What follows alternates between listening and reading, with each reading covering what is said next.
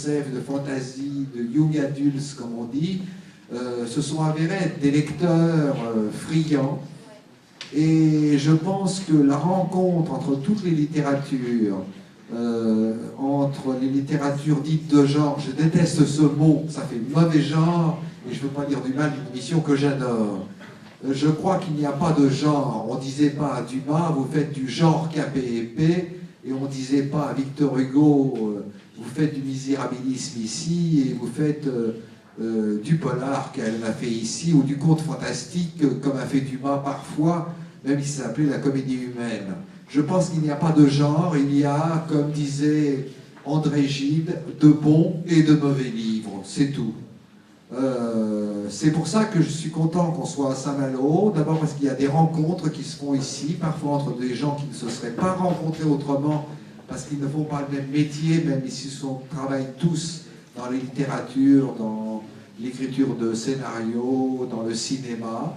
Je pense que nous y avions notre place et que cette maison de l'imaginaire, je l'espère, va devenir un lieu de rencontre régulier, car étonnants voyageurs, c'est aussi les étonnants voyageurs dans leur tête, ceux qui voyagent en imagination. Il ne faut pas oublier que quand Edgar Poe a écrit Le double assassinat de la rue Morgue, on lui a demandé comment il connaissait aussi bien le plan de Paris. Il a dit « je l'ai vu dans un rêve ». Donc le voyage ne demande pas forcément un déplacement.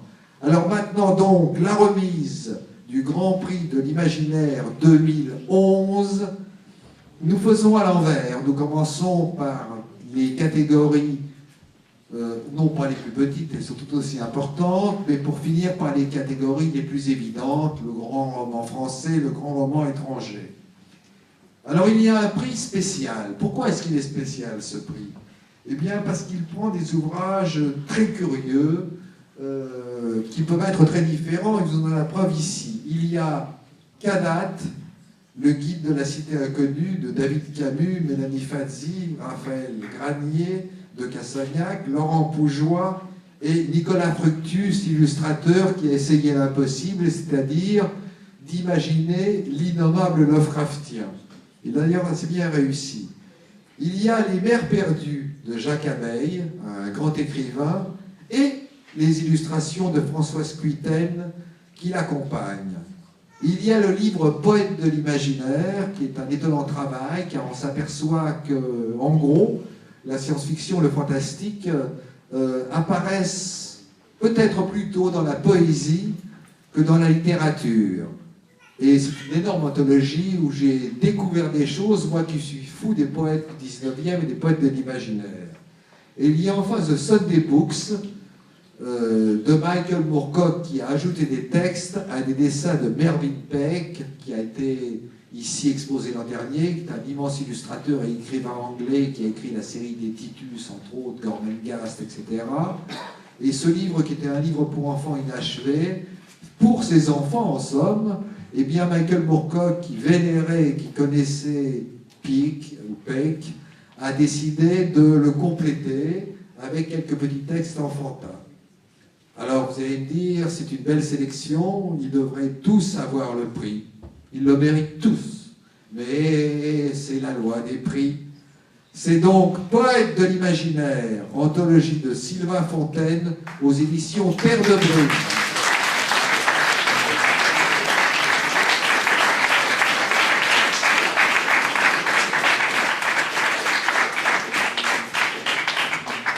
Alors, ça a dû être un fabuleux travail. Ouais, 2 ans. Toute la rue du loisir, ils sont passés, ouais. C'est des paysans. C'est bien. Ouais. Je suis content d'avoir fait parce que ça n'avait pas été fait aussi méthodiquement. Il y a eu des prédécesseurs, mais c'était plus partiel. C'était soit que le fantastique, soit que les anglais, enfin des choses comme ça. Moi-même, je n'aimais pas la poésie avant d'avoir fait. Maintenant, j'adore ça. Je crois que c'est pas mal de gens découvriront, enfin ceux qui ouvriront ce livre découvriront aussi qu'ils aiment la poésie, que c'est pas ce qu'on croit, que c'est pas chiant, que ça parle, qu'il y a des vrais enjeux, que ça parle de l'humain.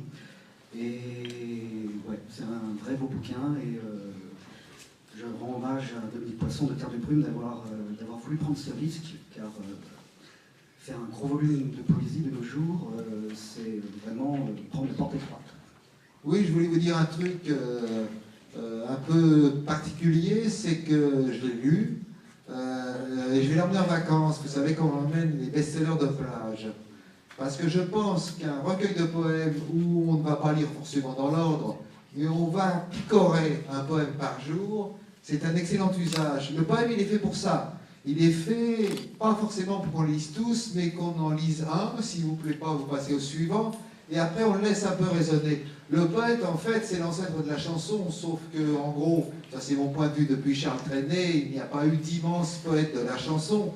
Donc un poème, ça peut être une lecture sur le sable, éviter l'autobronzant sur le livre, parce qu'il est très beau, il est superbe, mais il est gros comme un best-seller de plage, et puis si vous avez honte, vous avez qu'à l'envelopper dans un Pulitzer, personne ne saura que vous lisez les poèmes. Bravo à cet autonomiste remarquable qui nous promet peut-être la suite sur d'autres pays bientôt. Et maintenant, je vais passer la parole au juré suivant. Moi, c'était Jean-Pierre Vionnet.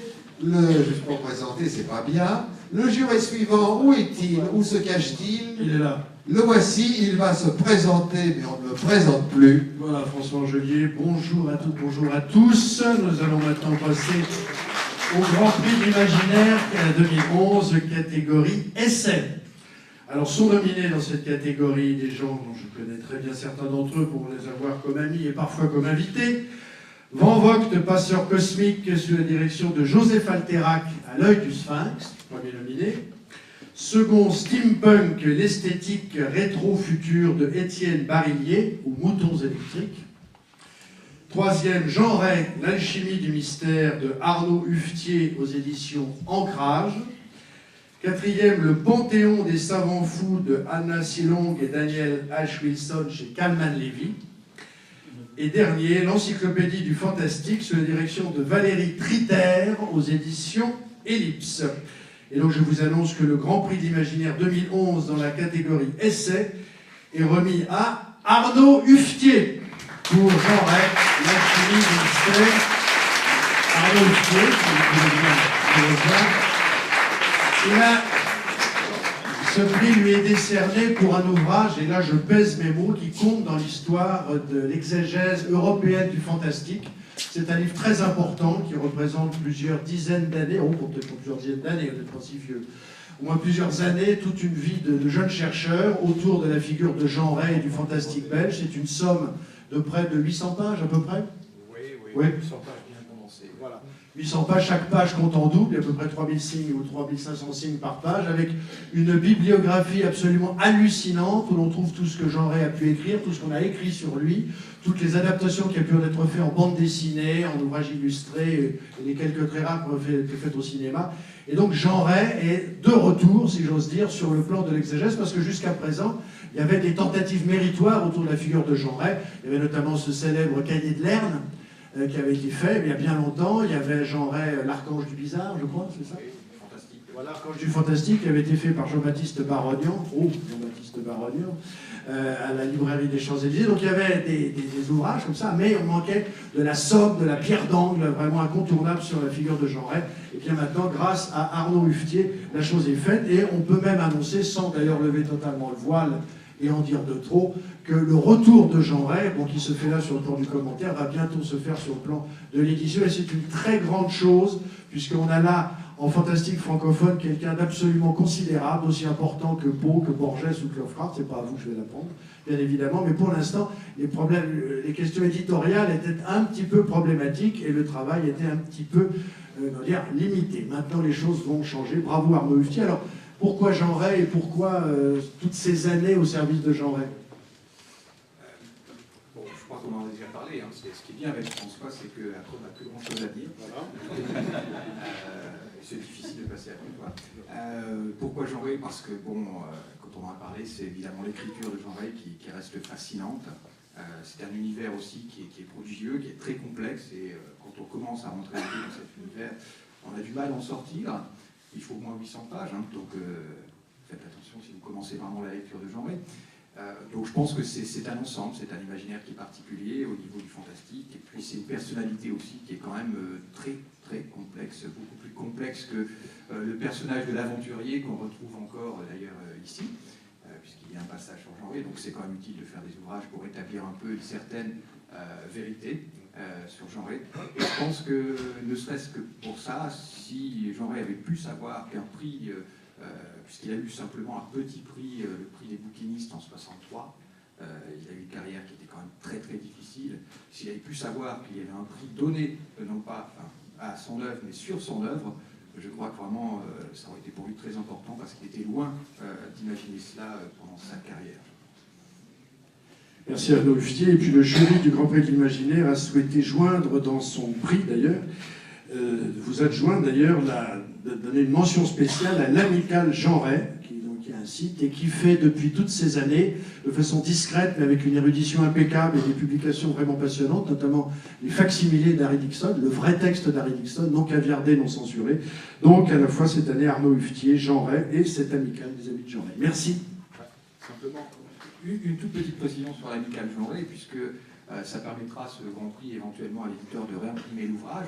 Parce que Jean Ray a quand même écrit 6500 textes, et l'ouvrage, et je suis désolé de le dire maintenant, est caduc puisqu'on en a retrouvé un le mois dernier. Merci et bravo.